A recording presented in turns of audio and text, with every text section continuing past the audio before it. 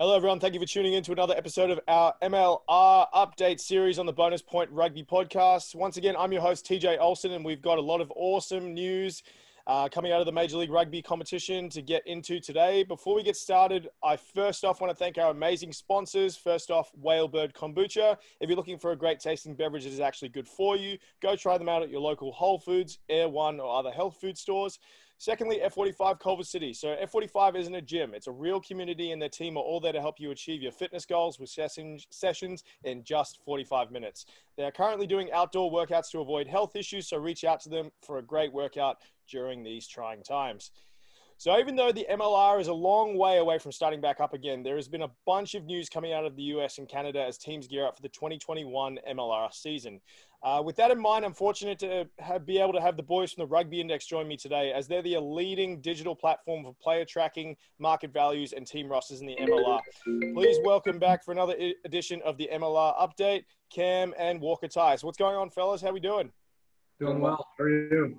Yeah, good, man. Good. Just recovering from the weekend. I had a big birthday celebration, but ready to get stuck into everything. How's the week been where you guys have been? Plugging away, working night and day, and happy belated to you. Thank you. I appreciate it. What about you, Cam? How's everything been going? Oh, just living the quarantine life. We bought a new house up in right around March, and kind of came out of kind of a silver lining to the whole quarantine.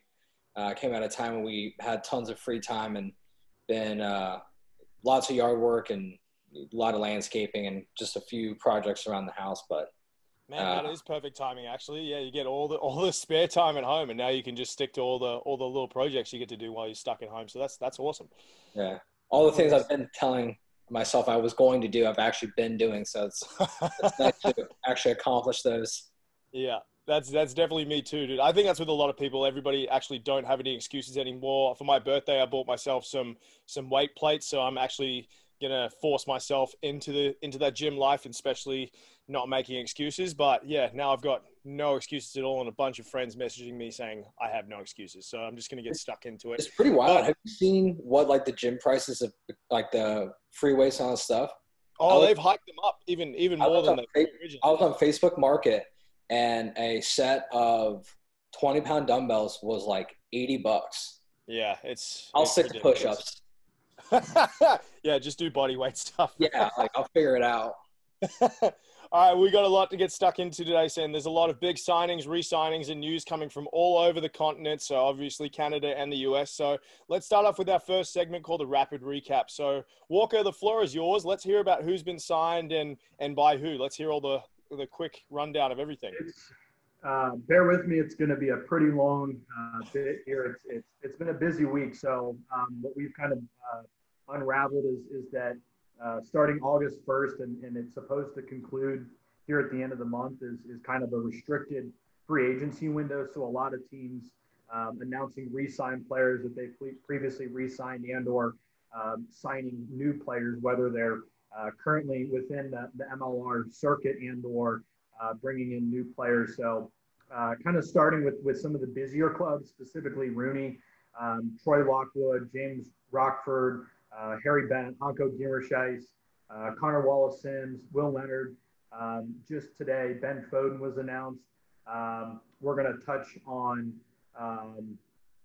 the Fijian signing, Samu Tawake. I hope I pronounced that correctly. Yeah, I'm relatively sure that's the correct pronunciation. So, yeah, but really excited to talk about him.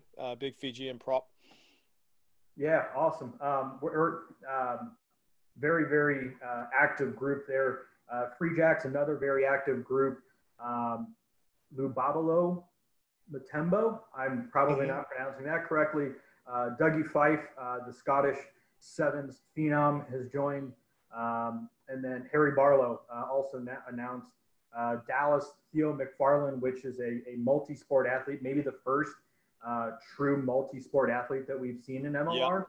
So it's a really cool player there and a unique player. Campbell Johnstone, Henry Stevens, the Canadian lock loose forward, Hank, they call him. Houston's been active as well, announcing 5 signings: Kieran Farmer, Cecil Garber, Zach Melengenen, Sam Windsor, all four of those, and then Malachi Esdale, all five of those have been with the club since their inaugural season. Tian Iramus has been transferred from Austin to Houston. So we'll talk about that later, about how that's Texas happened. Swap there from the Gilgronis. The Gilgronis themselves have started to be a little bit more active. Yesterday they announced the WAPA. Jamie McIntosh, who we got to watch a time or two here in Ohio when he was with Pro Rugby Ohio. Will Maggie on a 2-year deal. Christian Osberg, which originally was set to join in 2020. Obviously, a very abbreviated season, wasn't able to join the club. He's coming back from 6 years overseas, predominantly in France. So really excited to see him back in the league, a Texas native as well. Okay. Yeah, Old Glory, Jack Iscaro, a guy who's been training overseas, real young player that I think has a very, very high-end. Doug Fraser, a Canadian wing, back for them. And Toronto Arrows, they keep signing and signing. They're probably one of the most concise and active teams. Andrew Ferguson, Sean Windsor, Andrew Quatrin, and Lucas Rumball. And then they signed Manu Montaro, Argentinian, which they seem to have quite a few of. And really interesting to see so many Argentinians making such a long journey up to Canada. That's what I was so surprised about, is that Toronto, the club that are the furthest away, are going south, and they're getting everyone from below the US. So that's pretty big. San Diego Legion, obviously they had a monster splash with Rob Shaw. Dean Murr's back, and really interested to see how he continues to develop his role within the team. A guy that has played around the globe, and I don't know that he's found a consistent role at the Legion. Him and Pete Malcolm constantly battle it out for that hooker position. So really interested to see who wins out. I'm quite honestly surprised that both are still there. In my opinion, both are very much so quality starting hookers, but nothing wrong with versatility in your front row, because definitely. All it takes is one little knock and Dean Murr's in, or vice versa. And I think they go really well with guys like Nate Sylvia, obviously from a California native. So having good strong front row, and they've still obviously got a lot of talent in their backs as well. I think they're going to be really dangerous again this coming season. So super excited to see that. Yeah. And then just to kind of wrap it up, San Diego also announced Nate Osberger, obviously U.S. national team member and scrum half wing, predominantly scrum half for the Legion, and one of the better scrum halves in the league, in my opinion. Rugby ATL, the Rattlers, just announced their logo and new brand, but they re-signed. What do you guys think of that logo? Do you like it, or what do you think? I personally am in favor of it. I like it. It's organic. They were Rugby ATL, and it kind of developed organically. So I like it better than some. I don't know that it's my favorite. But I like it. I like it. And then Nick Boyer actually announced himself going to the LA Giltinis, which they've been obviously a very quiet team. I have a feeling that they've been more active than they have been vocal. And nothing confirmed, but in conversations we've heard maybe 10 to 12 names that have landed in LA. So not vocal, but certainly active, which is a very good thing to see, especially out of the expansion club that for the most part is kind of unknown. And that's our wrap up. All right. Well, there's a lot of signings. There was a lot of people to cover, so big list. Probably the next time we do that, it'll definitely be a lot smaller. But yeah, it's definitely a lot of movement going around in the clubs, and there is some kind of rumblings and a lot of rumors going around in the Giltinis camp. We'll talk about that a bit later.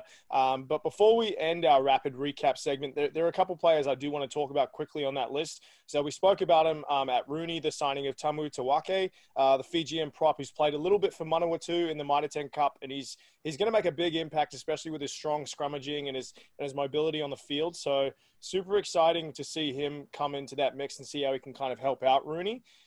Secondly, Dougie Fife for the Free Jacks. So you spoke about it, and I think one of you guys mentioned that he has a great name for an 80s R&B singer. So he's definitely, if he ever wanted to retire and go into that, he definitely has the name for it. But 82 caps for Scotland Sevens and 84 caps for Edinburgh. So Cam, do you think he'll be a good addition to the Free Jacks? Do you think he'll bring a lot of good experience? I think it's a pretty interesting signing. The Free Jacks been relatively quiet this year, so it'll be interesting to see how he really fills into a particular role with them. I would figure he will play into the back three, probably a fullback, but he's been spending most of his time playing sevens, so it'll just be, at least for me, it would be interesting to see how he makes that transition back to 15s. Like he's mentioned, 82 appearances with Scotland, I think over the last 3 or 4 years. So that'll be interesting. And then the sign with Harry Barlow. So I don't think he's going to end up in the centers with him. Then he also, I think he spent some time with the Scotland's U16s playing 15s. So he's got some pedigree there. That's honestly where he got his start. Was playing with the Scottish 17s, 19s, and the U20s, and he represented them in the U26 nations. So he's got plenty of experience to kind of bring that dynamic into that side. Yeah. So it's not a new version of the game for him. Yeah, no, so that'll be good. And lastly, we spoke about it, the cross culture. So Theo McFarland is going to be an interesting player to watch. 6'6" lock. He's played for Samoa in the rapid rugby competition. He was also capped for Samoa in basketball. So he's played with a couple of friends that I know in the rapid rugby competition. He's got a lot of potential. He's a great rugby player. Walker, do you think that his hybrid skill set for basketball and rugby will pan out for him, or do you think it's going to be something he's just going to be that tall guy in the line-out just to get him those line-outs? Well, to be fair, every team needs that tall guy. I mean, there's absolutely a place on the field for that line-out, dominant, locked, loose forward. So at that alone, as MLR is continuing to build just the different players and the league is starting to grow. I think it's a player that can grow with the league, and you look at players that are multi-sport athletes. Very frequently, those skills translate in some way, and the obvious one is a rebound to a line-out jump. Focusing on high points and hand-eye coordination and basic athletic skills, but all the same, very similar in different ways, which is maybe a little bit redundant. But no, I think size is obviously a factor, but skills translate in very concise ways. Because you're a basketball player and open play of rugby don't always necessarily translate. There's not a whole lot that overlaps there, but in a very concise part of the game, and specifically lineouts, I think the sport of basketball can provide a lot of skill sets that make some sense.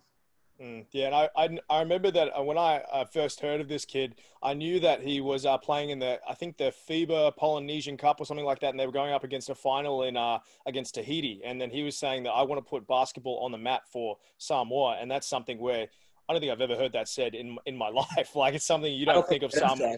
Yeah, I don't think Samoa and basketball have ever gone into a conversation, but I think having that cross culture is definitely something that'll be interesting to see. I'm excited to see him because he's still very young. He'll just provide a great dynamic, I really think. So that'll be good. But now that we've got the rapid recap out of the way, let's get into some of the kind of major league headlines. So the first one I want to talk about is the Toronto. So we spoke about it before, signing a lot of players from South America. So even though Toronto is the furthest team away from South America, they're stealing all the guys from down there and leading the charge in bringing 7 South American players, a lot of them having caps for either Argentina or Uruguay. I saw this coming in some way, shape, or form, but I didn't think it would be Toronto they'd be signing them because out of the Argentinian camp, the Jaguares aren't a part of Super Rugby anymore, so they're looking to kind of get their players into some type of competition. So Cam, who are the main players that Toronto Arrows are kind of mixing in from down south that are really going to make an impact? The big ones are, well, the ones they've signed are Tommy De La Vega, Juan Cruz Gonzalez, Gaston Cortez, Manuel Montero are all of our Argentinian. Gaston Mires, Leandro Livas, and Manuel Diana are all of Uruguay. To me, the two ones that stand out the most are actually probably three. Tommy De La Vega is a very he's younger, loose forward. I think he's going to be a focal point, at least in tackling and ball in hand for Toronto. And I haven't seen enough of his film to know how he factors in lineouts, but if he'd be someone they'd stick in the back line or put him in as a jumper. And the other guy is Manuel Montero. Everything I've seen and heard about this guy is he's an absolute beast with ball in hand. And he's not your traditional wing, and that he's probably, I've seen him listed as like 6'4", even up to like 250 pounds. So he could honestly just be playing loose forward out there. And Damn. Which is just, it seems unfair even for a professional level. Yeah. But yeah, I think especially when it comes down to it, is a lot of people will hear Argentina and they'll think when it comes to that international level, being capped for Argentina, they gave Australia, New Zealand, and South Africa in the Rugby Championship, they gave them a run for their money. And the Jaguares are obviously, they were runners-up in the Super Rugby competition. So I think these guys are really going to make a humongous impact to this competition. Yeah, and I really think, and you kind of started with it, you mentioned that it's interesting that the southernmost players are moving to the northernmost team.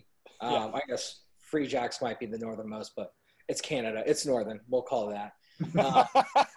But what I think it says two things. One, it shows continuity about Toronto. You know, all these guys are pretty, you know, consistent guys in these national teams are for Argentina and Uruguay. And what it shows is consistency and continuity within the front office and the team. These guys aren't going to just go to, you know, some thrown together, some mercenary squad. They're going to go somewhere where they see themselves long-term, where they're going to get top-level competition and coaching. And ultimately, that pretty much seems where it's going to be happening in Toronto. You saw it last year. I think even without these guys last year, they were deadly. So it's something where I think if they can put these guys in the mix and get them trained up and then just get them a part of that culture, yeah, they're definitely going to be never a dark horse. They're going to be definitely a title contender. So yeah. And they're bringing continuity to some of the most key positions. I figure like Cruz Gonzalez will probably be their 10, and then Montero and Mires will be, and Levis will probably be their back three. So, you know, you depending on their style of play, that figures very well. If your 10 and your back three are all high level, and you could probably just find some guys that can kind of just fill the void at center. But if it fits your system, that's going to be pretty deadly. Yeah. And Walker, have you got anything to add to that about just them being inserted into their program? Well, I think Toronto, out of all the clubs especially, has done a really good job of retaining a lot of the youth in their team, but also bringing in, and Cam kind of hit on it with Tommy De La Vega and some of these other players. Tommy kind of in his prime at 29 years old, but some of these other guys, Manuel, Diana, 24,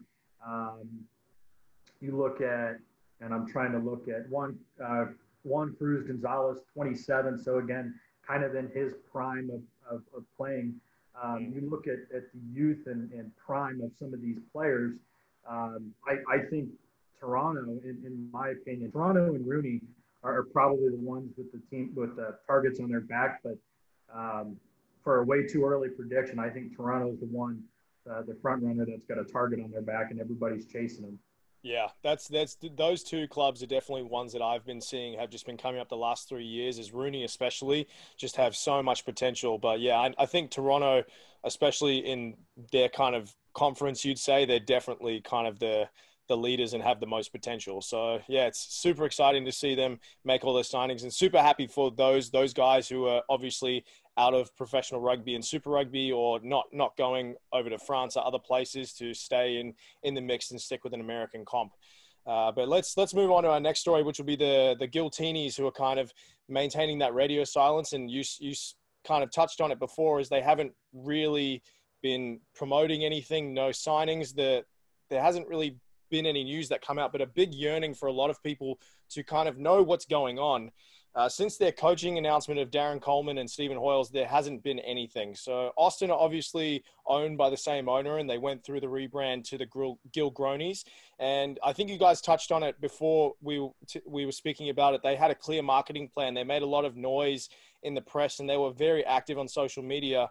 I spoke to a source today. I can't reveal who, but they're on the edges of the organization, and they'll be coming out with a bang supposedly in September. So some big news. But they said they're unable to share anything more just due to their plan. So that's something. So they kind of sound like they have something in the pipeline.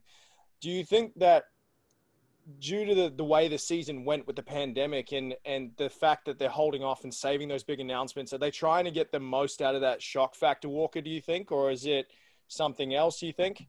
You know, it's really, really hard to say. My personal opinion is, and having been in that professional sports startup environment, it's not always the easiest thing to announce and then just keep that momentum. So there sometimes is that dip, and it's not for lack of effort or lack of clear marketing plan. It's just minimal resources available, and really starting to start from ground zero and make your way, and then build your momentum, kind of to your point, into the start of the season. We're still at least 6 months out from the start of the season, probably 4 months out from camp starting and guys starting to get in market. So, to hear that they've got a big splash starting in September, and then, probably from there on out starting to ramp things up, that doesn't surprise me in the least bit. The last thing you would want to do is have all this momentum in July and August, and then as you get into November, December, into the start of the season, phase out and become less relevant. So if there's a time to be maybe less vocal and not as relevant, it's probably now. And so time is the teller of all stories. We'll see what happens. But if that is in fact true, and is that on the branding side, is that a player signing, or did they see, that's the thing as well, is that I was trying to get, as I know a few people that are a part of that kind of dynamic, obviously me being here in LA, and I wanted to give them an opportunity to kind of let them speak about it, and they said we've got a plan, just let us kind of hash it out and we'll go there. So I'm not sure. It could be the branding side, could be the player signing. I would love to speculate and say one way or the other, but I don't know. So yeah, it's something where that's fair. Yeah. And so I guess that's part of what everybody's trying to figure out is what is that splash? Are they going to make a splash for the longest time? And it's still, the active conversation. Did they get so much positive or, and maybe some cases negative feedback about their branding and marketing? I think it's definitely more so negative from a lot of the stuff that I've been seeing. It's different, and there's some validation that any PR is not necessarily bad PR if you're being talked about and you're still relevant in a different context. But when people are talking about you, it's a good thing. So are they different? Is it and I even when they first came out, I wasn't a huge fan, but it's different. And if you want to test the status quo, which I'm a fan of, go for it. If that's your brand and that's what you're going to stick to, then do it and do it well. And it sounds like they've got a plan, which, I'll get my popcorn ready because I'm looking forward to it. Yeah, it's definitely. I think you hit the nail on the head with that one. Is especially in kind of a newer competition, you have the opportunity to take those risks and be different and be unique. So I think when it comes to that aspect, you are right. People in Australia, New Zealand, all over the world are talking about the Giltinis, and it's something where you said it may not be positive, it may not be negative. But they're still talking about them. So it's something where get the word out, and if this splash ends up working in their favor, it could turn around for them, and then they could make a huge impact in the season. So we'll see when it comes to that. But we'll move on to the Texas side in Houston. So it's been reported that Houston has paid a fee to Austin to acquire the rights to Tion Strauss Erasmus. Tion is a South African hooker who played for the Austin team when they were called the Elite. But I assume some of our listeners probably are confused about why Houston are paying a fee to Austin for him. So Walker, do you want to go more into depth about explaining why teams are able to pay a few dollars or pay certain fees to acquire the rights to players like this? Yeah, and we kind of spoke about it before the show. It's originally I thought it was described as a direct transfer fee, so a club, and you find it a lot more when players are moving internationally. A club will pay X amount of dollars to receive the rights of a player. In a closed system like MLR, you find the transferring allocation money or salary cap dollars, which I'll call allocation money. That type of transfer a lot more frequent, and that sounds like what happened where Houston, Tion was a quote unquote restricted free agent, and for Houston to obtain his rights, they either had to pay a percentage of his salary, or I believe it's a $2,000 salary cap fee to Austin to have him and or to retain his rights. So it wasn't necessarily just a write of the check of here's $5,000 for the player. It was more of a transition of salary cap money. So it's not an actual exchange of a check, but it's just the ability to spend more in the salary cap, or in Houston's case, spend a little bit less to obtain his rights. So really the first confirmed transfer fee we've seen regardless.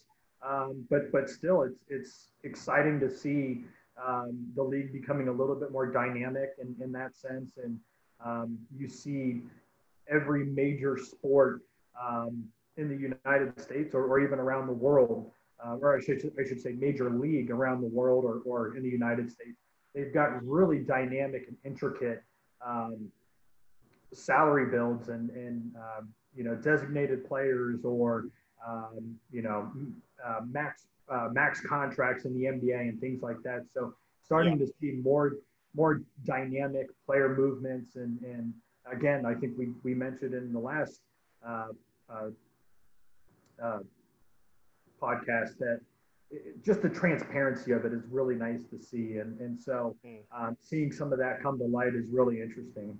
Yeah, I think it's definitely something that it kind of provides a whole new dynamic that a lot of rugby people may not be used to. Like you said, the NBA has certain things, other professional sports, especially it's kind of the American way. They want to be kind of as interesting about how they can acquire the best players for their team. And it makes news headlines as well. So it makes it more interesting for us. Instead of just signing a player, they sign a 3-year deal for maybe the New Zealand Rugby Union or the ARU, and then they're stuck there for that team, and then they go to another team. It makes it interesting. It makes it amazing to kind of have those new headlines to cover every day. Well, and I think a lot of these roster restrictions or player acquisition mechanisms are meant for parity of the league, which is a good thing. If there's a lot of parity in the league, there's more meaningful games. There's better competition, which is what we want to see. And especially in an early years of a league, you want to have some parity. You don't want to have a team that kind of gets kicked in the dirt every single year that just gets phased out because they're just not good. So that parity and that level playing field is really important in the early years of a league, I think. And Cam, do you agree with that, or do you think it's something that's just provides a bit too much confusion for some people to kind of keep up with, or do you think it's definitely something that Americans are going to be able to kind of understand and handle when it comes to this season? I think your point about that the more intricate becomes, it's really something. It's a marketing tool. I think you were dead on with that, and that's something. And I guess you could probably shed a little bit more light onto the international sense of it. But at least in America, we eat that stuff for breakfast, lunch, and dinner. Every day. At least in the recent decade. I don't know if it's our generation or what, but we just, you see things like Pro Football Focus and just that's probably the most prominent one, but other entities like that following other sports where a large part of their business just following the player transaction and the intricacies of the contracts. And I mean, they're making tens of millions of dollars off it. So I'm sure if the MLR and other leagues did it, properly, it could follow suit, no questions. Yeah, no, that's good. Yeah, I think that's why, especially a lot of people here in this country watch SportsCenter every day because they know that's going to be something coming out, going, hey, new signing, new trade, something like that. So it's definitely something I'm going to enjoy, and I really hope a lot of other people enjoy to kind of see what happens. But it's called the bonus point for a reason. I think this last segment today is going to make a big difference to the dynamic of the upcoming MLR season. I think you guys will probably agree with me.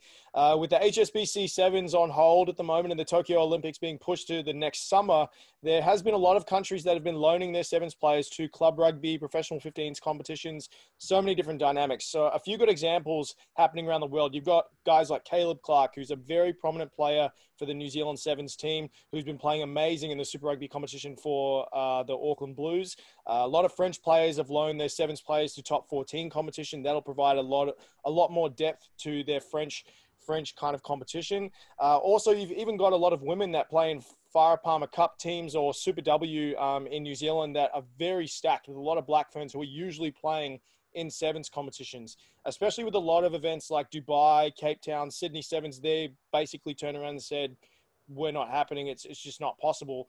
They're not going to take place. So Walker, I'll ask you first. Do you think that coaches like Mike Friday and Henry Paul will loan their Sevens players like Pinkelman or Hirayama to MLR teams? I think there's certainly a possibility. I think the balance is risk versus reward. You want these guys to be in shape, and rugby of all sports is one of the sports that to be in rugby shape you have to be playing rugby. You can train all day, but just the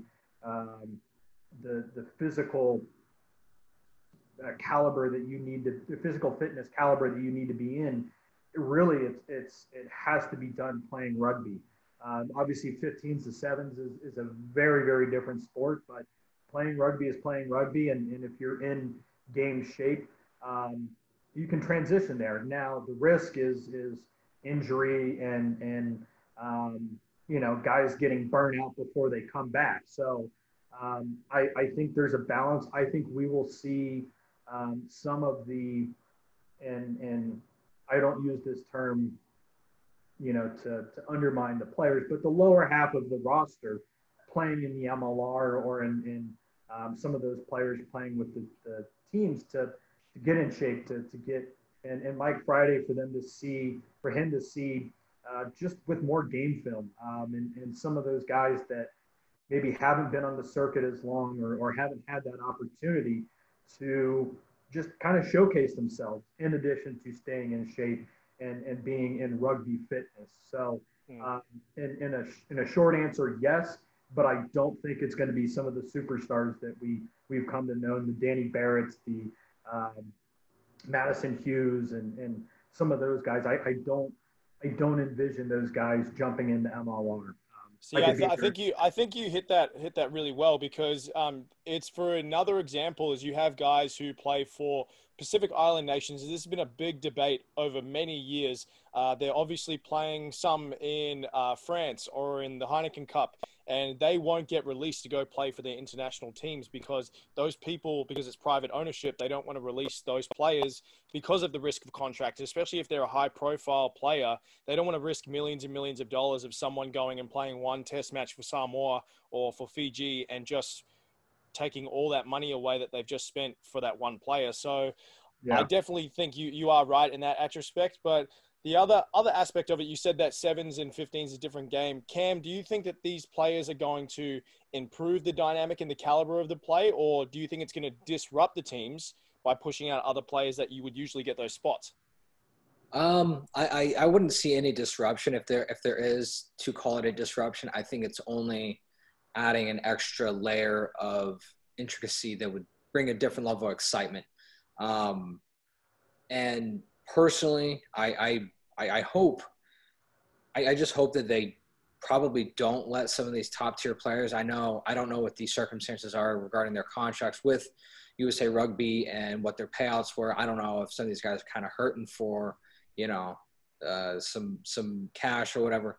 But after the last result of the World Cup, the Olympics, U.S.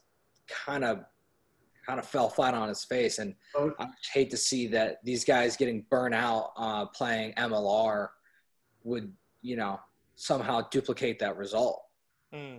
Okay. Yeah, no, I feel that. That's going to be something where throwing the whole pandemic factor into it is definitely going to be the wild card, obviously, because there's so many different variables that go on. But we'll see. Like, I would love to see guys like Hirayama or even Danny Barrett come and play in the MLR, because you know how much of a big impact they could make. Yeah. And I'm not the biggest Danny Barrett fan, because he was playing for Cal Berkeley when he was playing against Cal Poly, who I used to coach for, and I think he ended up breaking one of the players' arms or something by that. But as a player, after the course for him. Oh man, like I respect him immensely. So to see that someone with that much explosiveness, who you obviously see bowl over sevens players like crazy and bring that into the MLR, it's definitely going to be a good marketing tool. But yeah, we'll see whether Mike Friday will take the risk to do that.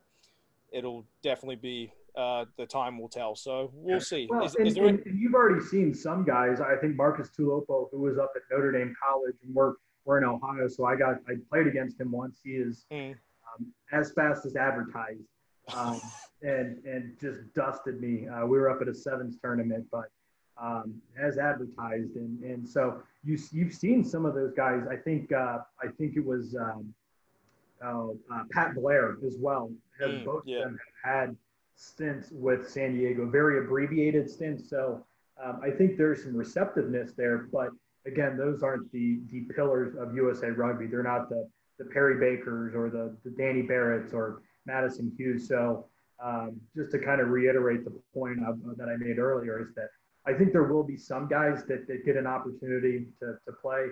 I just don't think it's going to be that upper echelon of sevens players, of maybe the top 6 to 8 roster guys. But yeah, time will tell. And there's definitely going to be some guys that I believe won't even be touched with the 10-foot pole, like your Carlin Isles, because he's a sevens player, in my opinion, because he needs that space and he needs that width, and his skill set I don't think would kind of pass over into the 15s game. In my opinion, some people would probably disagree with me, but I think that some people, they'll just stick with sevens. They won't really get any offers, but we'll go from there. But yeah, I think we've got a lot of news coming out of the US and Canada, so I'm super excited for this upcoming season. Very, very excited to see the kind of dynamic of the new signings, how those South Americans come into play, and how all these other new guys come into play. But thank you very much, guys, for joining us for another episode. I really appreciate you guys taking the time out of the busy schedules, the work schedules, and we're looking forward to sharing some more news. Have you guys got anything else you wanted to share before I let you guys go? I think we hit about everything that I had, Cam. No, that's about it. Check us out on Instagram, Twitter, Rugby Index. Try and keep it simple for everybody. Yeah, no, it's definitely something that's making it easier for me too, is every morning I wake up and I've got 5 notifications from the Rugby Index about new signings and everything. So if you want MLR news, definitely stick with it. But we'll see you guys soon, and we'll have another episode in about 2 weeks, and hopefully we've got more action-packed kind of schedule to jump in. But yeah, thanks guys, and thank you very much for tuning in to the Bonus Point podcast. We'll see you soon.